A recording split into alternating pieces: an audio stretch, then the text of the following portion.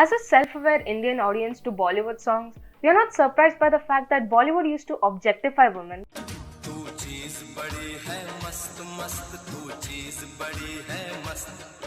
romanticize harassment,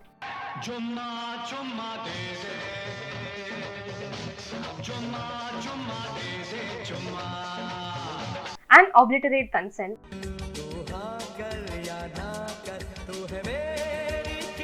And they continue to do so.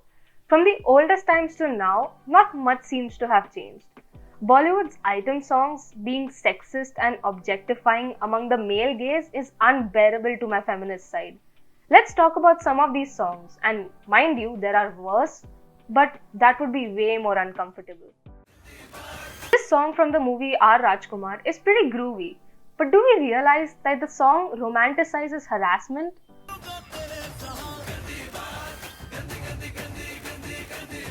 Gandhi Baat, translating directly to dirty talk, refers to non-consensual sexual advancements as a way to convince a woman to fall in love with a man. This song shows the grim reality today in which women face harassment, threat, and even death just because they dare to own their consent and choice and say no. Why should such a serious concern be romanticized, mocked, and danced upon?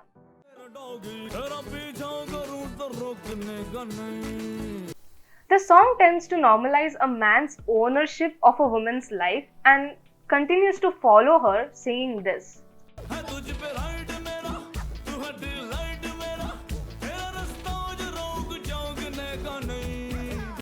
Firstly, the song deems it right for the man to demand his love by hook or by crook because he owns the woman. The consent of the woman is literally overshadowed as she rarely speaks, but in the video of the song, it is clear that she is fed up with the stalker and her answer is no. But obviously, the stalker convinces the woman about his true love and their romantic love story just kickstarts, I guess. Another example of this ownership is where among their male friends, men want the girl they like to be addressed as Bhabhi to prove that she is taken and basically he owns her now.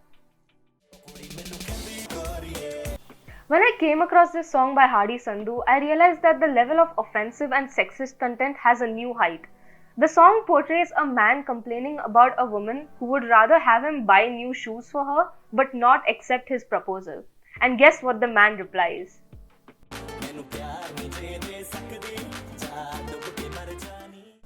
The song reinforces the stereotype that women are gold diggers and then disrespects her consent by literally asking her to die if she can't say yes. Now, not all filmmakers can resist the temptation to throw an item song into their movies. In the movie Stree, Nora Fatehi performs to a crowd of lustful men in Kamariya. The horror comedy claims to unpack the social consequences of mistreating and oppressing women, but as the camera tarries on Fatehi's body, it dehumanizes her and reduces her to a collection of body parts that is meant to titillate. The eye of the camera tells the audience that it is desirable for their eyes to lusciously consume women's bodies.